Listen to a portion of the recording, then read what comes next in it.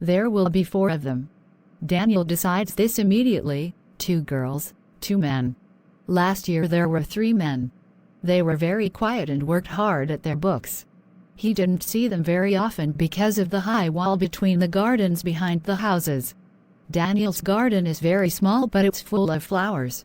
The garden of the next house isn't like that, and the first words that Daniel hears this September afternoon are, "What a terrible place."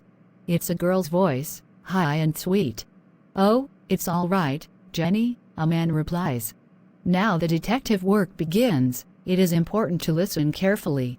Daniel sits in his small back room by the open window, and through the opened windows of next door he can hear the voices easily. He begins to know them. "Which room do you want?" someone asks. A third voice. A second girl. "It doesn't matter, but I want some sun." That's Jenny again. "Then you take this one at the back." "Next to me," Daniel thinks. He touches the party wall. On the other side of it is the back bedroom of the house next door. The window opens beside him. She's getting the sun already. Immediately he looks out of his window, but sees only her slim brown hand on the windowsill. "Duncan, are you having the upstairs front room or the downstairs front room?" "Downstairs. Nearer the bathroom." The window of Daniel's small back room is only about a meter away from the window of the next house. When he and his family first moved into the house, Daniel thought that he could make friends with someone through these windows. But there were always students in the other house, not families with children like himself. He doesn't know the name of the second girl, and there's no one in the 4th bedroom yet, so perhaps there'll be another student later. "Anna." Duncan calls. So the second girl is Anna. Because the house is on the corner, the front door opens onto a different street from Daniel's, and he can't see people when they come in or go out of the house. But the next morning he hears Jenny call from somewhere inside. "What time's Russell going to get here?" "His plane arrives at 9, Anna answers. So Russell will be the 4th student. The quick way to school does not go past the house next door, but Daniel prefers to go the long way. He wants to walk past their front door.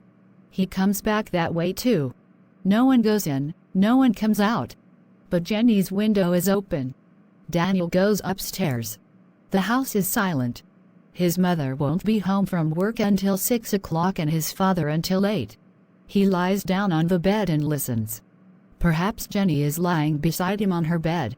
There is only one possible place for the bed in these small rooms, so her bed will be by the wall, like his. A door closes noisily. Someone has come in. A voice calls, a man, not Duncan. "Anyone here?" But no one answers him. Russell has come home to an empty house. 10 minutes later he goes out again. The house is still empty when Daniel goes out to do some running, but when he comes back 2 hours later there are lights on. Duncan and Russell are in their rooms, and from the garden he can hear Anna's voice in the kitchen. She's looking for a bottle opener and can't find one. Then Jenny calls, "I'll go next door and borrow one." Daniel is just going to run to his kitchen to find a bottle opener for her when he hears Duncan's voice, now in the kitchen too. "I've found one. In this cupboard." Daniel goes up to his room, sits by the open window, and listens while they eat their supper in the garden. When the weather gets cold and the windows are closed, Daniel no longer feels that Anna and Russell and Duncan are near. But Jenny feels near, very near in the bed next to him. He can hear her when she moves around her room. She plays her music and sings along with it not very well. One day, from the bottom of the street, Daniel sees a man in the yellow streetlight, outside the house. Russell? Duncan? He's doing something to his bicycle, but he rides away round the corner before Daniel can get there.